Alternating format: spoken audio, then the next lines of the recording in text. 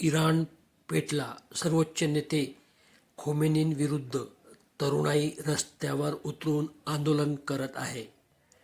नेपाळ, बांगलादेशप्रमाणे झेएनझीचा प्रभाव इराणमध्ये बघायला मिळत आहे. इराणच्या ढासळत्या अर्थव्यवस्थेच्या निषेधार्थ देशभरात असंतोष पसरला असून देशाचे हुकुमशहा आयातुल्ला खोमेनींविरुद्ध संतप्त नागरिक रस्त्यावर उतरले आहेत.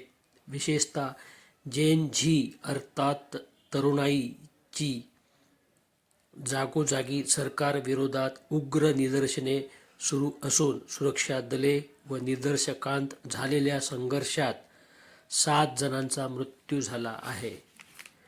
इराणमधील या निदर्शकाचा आंतरराष्ट्रीय राजकारणावर देखील परिणाम होत असून ट्रम्प यांनी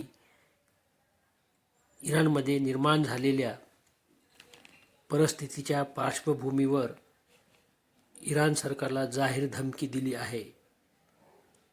शांततेच्या मार्गाने निदर्शने करणाऱ्या तरुणांवर, नागरिकांवर असाच गोळीबार सुरू राहिला तर अमेरिका शांत बसणार नाही, असे